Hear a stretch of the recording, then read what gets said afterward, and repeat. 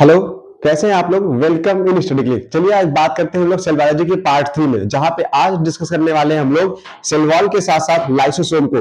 तो लाइसोसोम क्या है, उसके पास हाइड्रोलिटिक एंजाइम होते हैं या नहीं, सेल वॉल किसका बना हुआ है एल्गी में और किसका बना हुआ है प्लांट सेल में या अदर प्लांट सेल्स में, उसके बारे में हम लोग बात करेंगे। तो चलिए शुरू करते हैं इस टॉपिक को।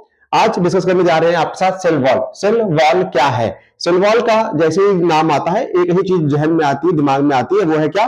पुष्पा। झुकेगा नहीं साला। क्यों नहीं झुकेगा भाई? क्योंकि सेल वॉल जो है ये रिजिड स्ट्रक्चर है और प्लांट को झुकने नहीं देता है, बेंड होने में डिफिकल्टी होती है, इसलिए क्या बोलते हैं इसको? पुष्पा बोलते हैं। तो जब जब जब सेल वॉल की बात आई क्या बोलिएगा? पुष्पा है, ये झुकेगा नहीं। नॉन लिविंग है, ये रिजिड स्ट्रक्चर है। रिजिड का मतलब भी हो गया यहाँ पे पुष्पा है, ठीक है। सेल वॉल जो एल्गी की बनी हुई है, किसकी बनी हुई है? ये बनी हुई है सेलुलोज की, गैलेक्टन्स की, मैनन्स की या फिर मिनरल्स की। और मिनरल्स में कैसे मिनरल? कैल्शियम कार्बोनेट के मिनरल्स पाए जाएंगे। इन अदर प्लांट, अगर अदर प्लांट्स में देखिए, मतलब एल्गी भी प्लांट ही है, उसके अलावा अगर हम अदर प्लांट्स में देख लें जैसे ब्रायोफाइट, टेरिडोफाइट, जिम्नो और एंजियोस्पर्म में, तो ये बना हो सकता है आपका सेलुलोज का, हाफ सेलुलोज का यानी हेमी सेलुलोज का, पेक्टिन का और प्रोटीन का। कुछ लोग आधे दिमाग के भी होते हैं, तो आधे दिमाग वालों को क्या बोलेंगे? Half mind. तो वैसे ही यहाँ पे हाफ सेलुलोज का बना है, इसलिए क्या बोल रहे हैं इसको? हेमी सेलुलोज कहा जा रहा है, ठीक है। Next, the middle lamella is a layer containing calcium pectate. देखिए पहली बात तो ये, जो प्लांट सेल होता है, अगर आपको प्लांट सेल बताया है तो प्लांट सेल में हमने आपको पहले कहा था कि 3 लेयर होती है, ठीक है। हमेशा ट्रिपल लेयर स्ट्रक्चर ये पाया जाता है, यहाँ पे बीच में एक लाल लेयर होती है ऐसे ऐसे। तो आप ऐसे समझिएगा कि एक बीच में मिडिल लैमिला है, बाहर की तरफ सेल वॉल है, अंदर वाली प्लाज्मा मेम्ब्रेन है। तो ये इन 3 लेयर्स में से कह रहा है कि जो मिडिल लैमिला है इसके पास होता है कैल्शियम पेक्टेट। जो बीच में बनाया था हमने, कह रहे हैं कि इसके पास कैल्शियम पेक्टेट है, which gives the neighbouring cells together. तो ये ग्लू प्रोवाइड करता है। ग्लू मतलब गोंद, चिपकाने वाला पार्ट, सब्सटेंस ग्लू प्रोवाइड करता है ताकि पड़ोसी सेल क्या चिपक जाए इससे। सेल वॉल जिसकी बात हो रही है, साथ में जब मिडिल लैमिला के साथ कंबाइंड होता है तो cell wall plus middle lamella में बी ट्रेवर्स्ड, एक नया वर्ड मिलेगा आपको, ट्रेवर्स्ड बाय द प्लाज्मोडेस्माटा। अब यहीं से प्लाज्मोडेस्माटा का जो है फॉर्मेशन होगा। ये प्लाज्मोडेस्माटा बनाने में हेल्प करने वाले ओरिजिनेट करेंगे। फंक्शन क्या है? किसका फंक्शन? सेल वॉल का फंक्शन। पुष्पा किसमें किसमें रोल प्ले करने वाली है, इसके बारे में बात कर रहे हैं। Provide shape to the cell, जब झुकेगा नहीं, रिजिड स्ट्रक्चर बना रहा है तो क्या कर रहा है? ये शेप प्रोवाइड कर रहा है सेल को। वहीं दूसरी तरफ protect cell from mechanical damage and infection. जो सेल है उसको मैकेनिकल डैमेज कोई न होने पाए बाहर से, और साथ में इन्फेक्शन न होने पाए, उससे हेल्प कर रहा है बचाने में। Help in cell to cell interaction, एक सेल से दूसरे सेल में जब जोड़ना होता है तो प्लाज्मोडेस्माटा, प्लाज्मोडेस्माटा वो जो ब्रिज बनता है दो सेल के बीच में प्लांट में, उसको प्लाज्मोडेस्माटा कहते हैं। उसमें भी इनका हेल्प है, रोल है। लेकिन लास्ट पॉइंट इंपॉर्टेंट है यहाँ पे, act as a barrier to undesirable macromolecule. Molecule दो हैं, एक तो पहला माइक्रो, दूसरा मैक्रो। साइज में छोटे, साइज में बड़े। तो जो बड़े वाले हैं उनको मैक्रो मॉलिक्यूल कहा जा रहा है। तो जो मैक्रो मॉलिक्यूल है, अगर ये अज्ञात तरीके से सेल में एंटर करने का प्रयास करेंगे तो कौन रोकता है? तब रोकता है उनको सेल वॉल रोकता है, ठीक है। इतनी सी बात, महत्वपूर्ण बातें पुष्पा के बारे में जान चुके हैं। आगे बढ़ते हैं एक नया सेल ऑर्गेनेल लेकर, जिसका नाम है एंडोप्लाज्मिक रेटिकुलम। सबसे बढ़िया दिखने वाला ये स्ट्रक्चर जो कि न्यूक्लियस एकदम चिपका हुआ होता है, इसके दो भाई हैं, यानी ईआर जिसका नाम एंडोप्लाज्मिक रेटिकुलम है, इसके दो बच्चे हैं, एक है रफ एंडोप्लाज्मिक रेटिकुलम, दूसरा है स्मूथ। तो दोनों का फंक्शन क्या है, वन बाय वन देखेंगे। एंडोप्लाज्मिक रेटिकुलम क्या था? Network of tiny tubular structure scattered in cytoplasm. छोटे छोटे ट्यूब लाइक स्ट्रक्चर्स होते हैं, ऐसे ढेर सारे, ये देखिए ट्यूब लाइक स्ट्रक्चर बने हुए हैं। ये स्कैटर्ड कहां पे है? ये साइटोप्लाज्म में। ये क्या? ये साइटोप्लाज्म ही तो है। तो साइटोप्लाज्म में ये बिखरे हुए पाए जाते हैं। साथ में इनमें कुछ पे राइबोसोम लगा होगा, कुछ पे राइबोसोम नहीं लगा होगा, और इसी के बेस पे क्या करने वाले हैं, इनका नाम डिफाइन करेंगे। जैसे ER endoplasmic reticulum divide the intercellular space into two compartment. दो कंपार्टमेंट में डिवाइड हुआ है, पहला ल्यूमिनल और दूसरा एक्स्ट्रा ल्यूमिनल। ल्यूमिनल जो इनसाइड द ER है, इनसाइड के अंदर वाले हिस्से को, अंदर वाले हिस्से को क्या बोलेंगे? ल्यूमिनल बोलेंगे, जो कि ER के अंदर है। और जो बाहर की तरफ है, जो ये वाला हिस्सा इधर की तरफ आ रहा है, इसको बोलते हैं एक्स्ट्रा ल्यूमिनल पार्ट। जो भी ये पार्ट बाहर की तरफ दिखाई दे रहे हैं, अपीयर होंगे, ये एक्स्ट्रा ल्यूमिनल होंगे, जो कि साइटोप्लाज्म में मर्ज होकर पाए जाएंगे। तो दो टाइप का है, एक है रफ एंडोप्लाज्मिक रेटिकुलम और दूसरा है स्मूथ एंडोप्लाज्मिक रेटिकुलम। रफ क्यों है भाई? रफ इसलिए है कि राइबोसोम प्रेजेंट है। राइबोसोम वही जो प्रोटीन फैक्ट्री है, जिसकी खोज किसी ने करी थी। और स्मूथ वाले को हम बोलते हैं राइबोसोम एब्सेंट। तो राइबो एब्सेंट है, राइबो यहां पे प्रेजेंट है इसके बेस पे। तो चलिए वन बाय वन देख लेते हैं कि रफ एंडोप्लाज्मिक रेटिकुलम का फंक्शन क्या है। रफ एंडोप्लाज्मिक रेटिकुलम जो कैरी करता है राइबोसोम ऑन देयर सरफेस, इसके सरफेस पे ये येलो येलो जो दिखाई दे रहे होंगे ये क्या है, ये राइबोसोम है। और राइबोसोम का पाया जाना इसके सरफेस को खुरदरा बनाता है, रफ बनाता है, इसलिए इसको रफ एंडोप्लाज्मिक रेटिकुलम के नाम से जानते हैं। तो इसका फंक्शन अलग होगा, स्मूथ वाले का फंक्शन अलग कर देंगे। They frequently observe in the cell, ये आपको किसी भी यूकैरियोटिक सेल में फ्रीक्वेंटली देखने को मिल जाएंगे, आसानी से कहीं ना कहीं पर सेल के आसपास, न्यूक्लियस के आसपास मिल जाएंगे। एक्टिवली इन्वॉल्व, इनका बहुत ही एक्टिव इन्वॉल्व होता है किसमें, प्रोटीन सिंथेसिस में। प्रोटीन सिंथेसिस क्या बोलेंगे, ट्रांसलेशन। तो ट्रांसलेशन में और सिक्रीशन में क्या होते हैं, ये बढ़िया तरीके से पाए जाते हैं। Next, extend to outer membrane of the nucleus. देखिए ये रहा न्यूक्लियस, ये बड़ा जो सरफेस बनाया है न्यूक्लियस का है, न्यूक्लियस के आउटर मेम्ब्रेन पे, आउटर सरफेस पे ये अपना घर आशियाना बनाते हैं। इनको क्या कहते हैं, इनको आउटर मेम्ब्रेन बोलते हैं। तो वहीं पे ये एक्सटेंड आउट होंगे, बनाएंगे। दूसरा था आपका एसईआर, जिसको स्मूथ एंडोप्लाज्मिक रेटिकुलम के नाम से जानते हैं। इस पे राइबोसोम एब्सेंट होता है, इसलिए ये क्या है, स्मूथ माना जाता है। Major site for the synthesis of lipid, क्योंकि वो प्रोटीन बना रहा था और ये बनाते हैं लिपिड, तो दोनों का फंक्शन क्या हो गया, अलग, पहचान लीजिएगा। साथ में इसके अलावा कुछ अलग एनिमल सेल में, इन एनिमल सेल्स ये लिपिड लाइक स्ट्रक्चर बनाते हैं, स्टेरॉयडल हार्मोन कहते हैं। तो ये स्टेरॉयडल हार्मोन का फॉर्मेशन या सिंथेसिस कर सकते हैं कुछ दूसरे एनिमल्स में, बाकी कुछ जगहों पे तो ये कर ही रहे हैं, लिपिड बना ही रहे हैं। अगला है हमारे पास गोल्जी ऑपरेटस, गोल्जी बॉडी के नाम से भी जाना जाता है। तो गोल्जी ऑपरेटस क्या है, एक सबसे इंपॉर्टेंट बात है गोल्जी बॉडी के बारे में। गोल्जी बॉडी जो है ना, ये जय और गुरु वाली जोड़ी तरीके से है, यानी एंडोप्लाज्मिक रेटिकुलम के साथ जहां जहां एंडोप्लाज्मिक रेटिकुलम मिलेगा आपको गोल्जी बॉडी पाया जाएगा। क्यों, क्योंकि दोनों का फंक्शन सिमिलर है भाई। एक कुछ बनाएगा तो दूसरा उसको पैक करके ट्रांसपोर्ट करने का काम करता है। तो ऐसा हो नहीं सकता कि दोनों दूर दूर रह ले, जहां पे एक होगा दूसरा भी वहीं पाया जाएगा। इस बात को माइंड में रखते हुए आगे बढ़ेंगे। पहला, सबसे पहले गोल्जी बॉडी को, गोल्जी ऑपरेटस को किसने दिखा, इसका स्ट्रक्चर देख लीजिए भाई साहब, बहुत बढ़िया सा लगता है ऐसे, है ना। इसका एक दूसरा भी मीम वाला भी फेस है हमारे पास, हम आपको दिखा देंगे। First observe by Camillo Golgi in 1898, 1898 में कैमिलो गोल्जी ने सबसे पहले इसको देखा था। उसके बाद उन्होंने क्या बताया कि एक डेंसली स्टेन, डेंसली मतलब काफी गहरे रंग का जो है कलर स्टेन एब्जॉर्ब कर लेता है। ये रेटिकुलर स्ट्रक्चर है, धागे जैसी संरचना बनाता है न्यूक्लियस के आसपास में। साथ में ये कंसिस्ट करता है, इसके पास होता है एक फ्लैट डिस्क शेप का सैक, तस्तरी नुमा एक स्ट्रक्चर बनाता है, फ्लैट फ्लैट के फॉर्म में। देखो उल्टी हुई तस्तरी ऐसे पड़ी हुई है ना इस पे, जिसको क्या बोलते हैं, सिस्टर्नी कहते हैं। सिस्टर नहीं कहते, सिस्टर्नी कहते हैं। तो जो सिस्टर्नी है, इनका साइज जो है 0.5 से लेकर 1 माइक्रोन मीटर डायमीटर है, यानी रेडियस और छोटा हो जाएगा, इतने ही बड़े होते हैं ये सेल में।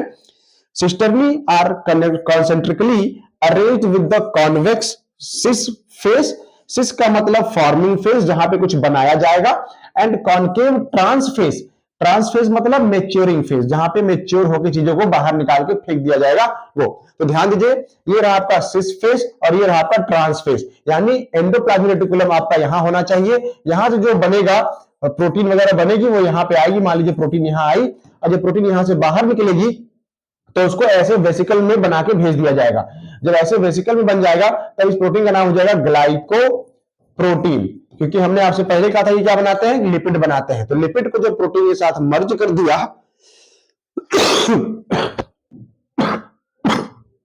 सॉरी, जब लिपिड को प्रोटीन के साथ मर्ज कर दिया तो ये वेसिकल के फॉर्म में निकले हैं, इनको ग्लाइकोप्रोटीन कह देंगे। साथ में कई बार ऐसा भी होगा जब ये कुछ पैक करके इधर से भेज रहा होगा वेसिकल में, तो वो वेसिकल सिंगल बन के चले आएंगे, अकेले बन के चले आएंगे, और यहीं से फॉर्मेशन होगा किसका, लाइसोसोम का, जिसको सुसाइडल बैग भी कहा जाएगा। ठीक है, चलिए फंक्शन देखते हैं इनका क्या है। इनका फंक्शन है secrete the materials to intracellular targets और आउटसाइड द सेल। ये सिक्रेट करते हैं मटेरियल को, जैसे ग्लाइकोप्रोटीन, ग्लाइकोलिपिड एटसेट्रा, और उसको भेज देते हैं सेल के बाहर या टारगेट ऑर्गन तक या टारगेट सेल तक जो है ट्रांसपोर्ट करते हैं, भेजने का काम करते हैं। और ये जो मटेरियल थे, ये मटेरियल को पैक किया जाएगा वेसिकल में फ्रॉम ईआर फ्यूज विथ, और कहां से, ईआर से, जिसके साथ ये क्या होते हैं, फ्यूज होते हैं। तो ईआर और गोल्जी कॉम्प्लेक्स या गोल्जी बॉडी आपस में फ्यूज होते हैं, आसपास ही पाए जाते हैं, और ये दोनों मिलकर काम करते हैं। ठीक है, ये बात हमने आपको पहले बताई। फ्यूज विथ, ये फ्यूज कहां कहां से है, सिस फेस से। सिस फेस मतलब समझ रहे हैं ना, अगर ईआर यहां पे है तो गोल्जी बॉडी क्या होगा, यहां पे ईआर के साथ ही पूरा गोल्जी बॉडी का पार्ट है, सिस फेस से एंटर करेगा, मूव हो जाएगा कहां से, ट्रांसफेस। ये आपका बताया था हमने कि ये मैच्योरिंग फेस है और ये फार्मिंग फेस है, यहां पे बनेगा, इधर मैच्योर होकर निकाल दिया जाएगा। तो बस यही से ये स्ट्रक्चर क्या हुआ, कोरिलेटेड फॉर्म में आपको देखने को मिला। प्रोटीन, अगला पॉइंट, जब प्रोटीन सिंथेसाइज होती है बाय द राइबोसोम, कहां पे, ऑन ईआर, जब ईआर बनाता है राइबोसोम के साथ मिलकर प्रोटीन, तब ये प्रोटीन को मॉडिफाई करते हैं इन द सिस्टर्नी, सिस्टर्नी में ये मॉडिफाई किए जाएंगे and before release from the trans phase, trans phase से इनको पैक करके भेज दे, उससे पहले इनकी क्या होती है, पैकिंग हो जाती है, मॉडिफाई कर दिया था। एग्जांपल दें, समझाएं फिर से बढ़िया सा। पुष्पा 2 देखी, उसमें क्या किया, वो चंदन की लकड़ी सेंट्रा पकड़ के बैठा हुआ था, है ना, कि हम चंदन की लकड़ी पकड़ेंगे। तो क्या हुआ, अगली बार जो ट्रक नदी में से जा रहा था तो उसने क्या किया, ला हम पकड़ ले। तो इनको लगा इन्होंने पकड़ ही लिया है, लेकिन आपको कहानी पता है क्या हुआ था, कहानी में हुआ था कि उस चंदन की लकड़ी को डायरेक्ट ऐसे ट्रक के थ्रू ट्रांसपोर्ट नहीं किया उसने, कैसे किया, उसको पहले पैक किया। पैक मतलब कैसे किया, सारी लकड़ी को यूज करके बैलगाड़ी बना दी, जो बैल खींचते हैं गाड़ी, ऐसी गाड़ी बनाई, उसको पेंट वेंट मारा, उसमें पैक करके भेज दिया। अब पहचान ही नहीं पाया, मतलब मॉडिफाइड कर दिया गया था उनको शेषाचलम के जंगलों में ही। तो शेषाचलम के जंगलों में जहां पे पुष्पा रूल कर रहा था, वहां पे उसने उनको मॉडिफाई किया और भेज दिया आगे, वो पहचान नहीं पाया। बिल्कुल वैसे ही जब राइबोसोम के साथ ईआर मिलकर प्रोटीन बनाएगा तो उस प्रोटीन को सिस्टर्नी, ये सिस्टर्नी ही है वो शेषाचलम, शेषाचलम का जंगल जहां पे पुष्पा रूल करेगा, तो इस सिस्टर्नी को यहीं पे उसने क्या किया, गोल्जी बॉडी के साथ पैक किया और कहां भेज दिया, ट्रांसफेज। अब जहां भी उसको श्रीलंका और लंका भेजना था, वहां उसने क्या किया, उसको भेज दिया। Formation of glycoprotein and glycolipid, देखो हमने पहले कहा था आपका जो RER और SER है, ये दोनों मिलकर क्या बना रहे थे, प्रोटीन, और ये बना था लिपिड। तो प्रोटीन और लिपिड के ऊपर क्या करनी है, एक कोटिंग तो चढ़ानी थी, तो लिपिड था, एक ग्लाइकोजन या लिपिड चढ़ा दी इसकी, तो क्या बोल दिया, ग्लाइको लिपिड। ऐसे ही प्रोटीन के ऊपर कोटिंग कर दी, बेसिकली क्या बोल दिया, ग्लाइको प्रोटीन। यही फॉर्मेशन हुआ इनका। नेक्स्ट और अगला सबसे इंपॉर्टेंट, सबसे favourite, lysosome. Lysosome is also known as suicidal bag of the cell, फलाना, आत्महत्या की थैली कहते हैं। क्यों कहते हैं, क्योंकि बहुत इंपॉर्टेंट बात है। इसको डिस्कवर किया था सबसे पहले क्रिश्चियन डी डुवे ने। क्रिश्चियन डी डुवे को साथ में डी दुबे भी कहते हैं। तो डी दुबे कौन है पता नहीं। These are the membrane bound vesicular structure, ये मेम्ब्रेनस स्ट्रक्चर है। अभी तक हम क्या कर रहे हैं, एंडो मेम्ब्रेन सिस्टम पढ़ रहे हैं, और उसमें ये मेम्ब्रेनस स्ट्रक्चर है, फॉर्म बाय द, किसके द्वारा ये बने हैं, by the process of packaging in Golgi body. जब गोल्जी बॉडी में लिपिड और प्रोटीन की पैकेजिंग चल रही थी, उसमें कुछ ऐसे रह गए थे जो बिना कुछ लिए पैक हो गए, एक खाली डब्बा पैक हो गया, उसको क्या बोला, उसको बोला लाइसोसोम। क्यों, क्योंकि इसके अंदर कुछ तो आ गया था। क्या आ गया था, lysosome vesicle contain almost all type of enzyme. हालांकि यहां पे एंजाइम बोलना गलत है, आप इसको बोल सकते हैं हाइड्रोलिटिक एंजाइम।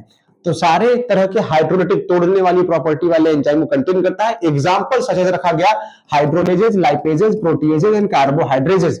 एज लगा हुआ है बेटा, सफिक्स में अगर एज लग जाए तो इसका मतलब होता है एंजाइम, और जो आगे वर्ड लगा है उसी को तोड़ने वाला एंजाइम, ठीक है। तो यहां पे ये टर्म आ गया हाइड्रोलेजेस, मतलब वाटर को तोड़ा जाएगा, लाइपेजेस लिपिड को, प्रोटीजेस प्रोटीन को, कार्बोहाइड्रेजेस कार्बोहाइड्रेट को तोड़ेगा। तो इन सब को तोड़ने का फंक्शन किसके पास है, हाइड्रोलिटिक एंजाइम वाली प्रॉपर्टी जिसको लाइसोसोम कह रहे हैं, उसके पास है, वो तोड़ेगा इन सबको।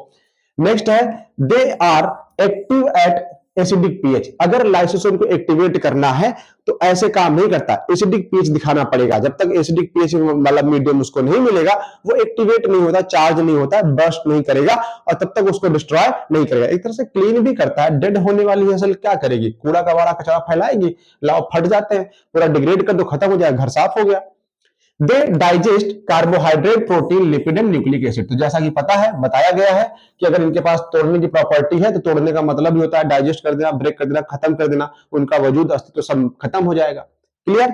अगला है सेल ऑर्गन हमारे पास, इसका नाम है वैक्यूल। वैक्यूल एक मेम्ब्रेन बाउंड स्पेस है जो कि साइटोप्लाज्म में पाया जाता है, चाहे वो प्लांट सेल हो चाहे एनिमल सेल, यूकैरियोटिक के सेल्स में, दोनों में मिलेगा ये। इसके पास क्या क्या हो सकता है, बहुत पैसा है इसके पास, वाटर भी है, सैप भी है, साथ में एक्सक्रीटरी प्रोडक्ट अपने पास रखता है, और साथ में कुछ अदर मटेरियल में आ जाएंगे बहुत सारे नाम। और ये bound by a single membrane, एक सिंगल मेम्ब्रेन के द्वारा बाउंड है, उस मेम्ब्रेन को कहा जा रहा है टोनोप्लास्ट। अब ध्यान दीजिए, प्रोटोप्लास्ट, साइटोप्लाज्म, इन सब से आगे बढ़ते हुए एक नया टर्म मिला है टोनोप्लास्ट। टोनोप्लास्ट का फंक्शन आगे बताएंगे।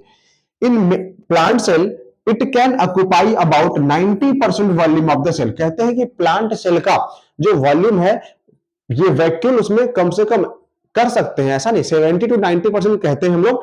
मान लो कि 70 to 90% वॉल्यूम ये ऑक्युपाई करने की क्षमता रखते हैं मैक्सिमम कंडीशन में, ठीक है, मतलब उससे कम भी हो सकते हैं, वो होते भी हैं।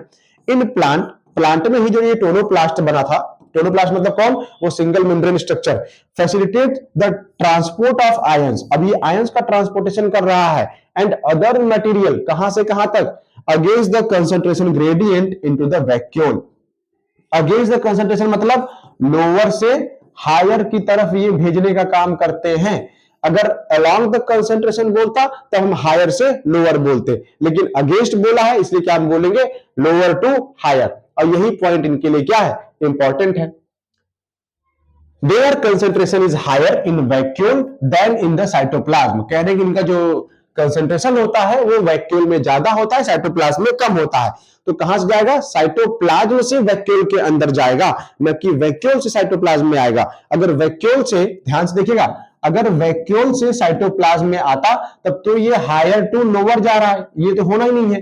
होना क्या है, होना इधर से है, लोअर यहां है और हायर इधर है। तो यहां से ये एरो का डायरेक्शन चेंज कर दीजिए, समझ जाइए, लोअर टू हायर जा रहा है, against the concentration gradient follow करेगा।